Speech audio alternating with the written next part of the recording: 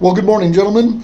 Just got off the phone with the conference call on the Mission Act with President Trump, and about last word I got was 500, but apparently it went over thousands of veterans that were on the phone with President Trump and the VA secretary. Um, just wanted to give you a quick rundown of my thoughts on it. Took some notes, handy dandy, right? Basically, we went down and we were listening to President Trump talk about how he's changed things in his time in office, from the VA choice, how that's gone to faster claims, and how they are streamlining at this point, having Defense Department send over medical records from them to the VA in a much faster, efficient manner. Right. We'll see how that works. The next thing basically was outlining the fact that we now have access to urgent care instead of emergency rooms. That way, there's usually one of those pretty close by to most people, and they can get seen immediately while using their VA benefits, which is kind of cool. And then, of course, we went on to the question and answer portion. Two people were allowed to ask questions. Amazingly, both were former 11 Bravos in the Army. I guess they wanted to hear from the people that really do the work.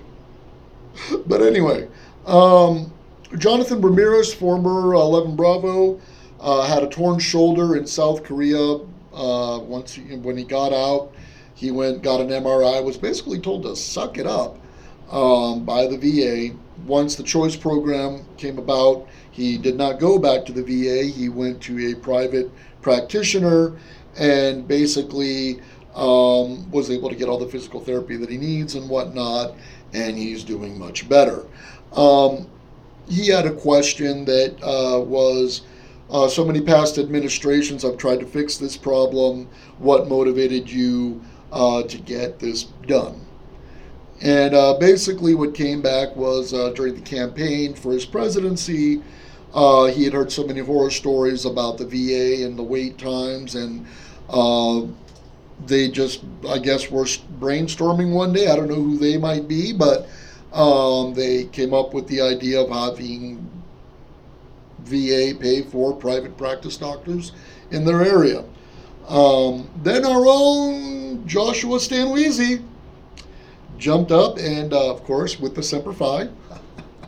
No, but just kidding. No, Josh is a great guy. He actually is the reason why we got access to this thing. I just give him a little bit of guff because, hey, we served together. Josh's main concern actually hit home with me pretty well because he talked about a group they call the Yuma 500, which is a group that has to go from Yuma to Tucson, and it's a 500 mile round trip, which obviously sucks. And I don't care how much they pay you for travel time; that just blows. Their main concern was that they were passing hospitals, obviously, along the way that they could be seen at. They were having to go there for PTSD treatment, cancer treatment, you name it. They were having to go 500 miles. I guess it didn't matter how old or how sick you were. But his actual question came about with does the Mission Act do to help prevent veteran suicide? That was awesome. Obviously, you guys know that is something that is pretty close to my heart. Brotherhood of the Blue Cord grew from that. And apparently there is something called the Prevents Initiative. I was taking notes here, checking as fast as I could, so I may have to research this and get back to you guys a little bit.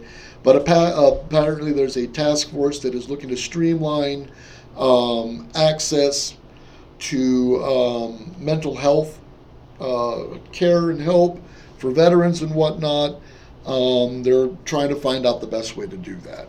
The other thing, apparently, that just received approval to be used on humans. So, guinea pigs yet again, are we?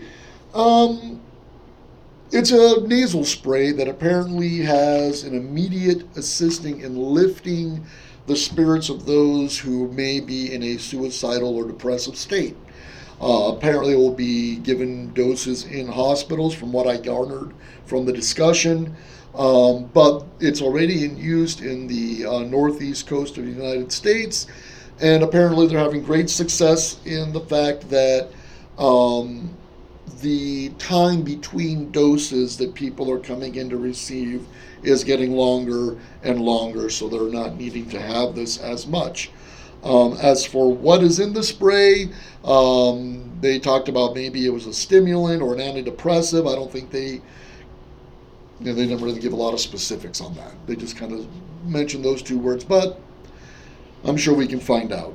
One of the big things that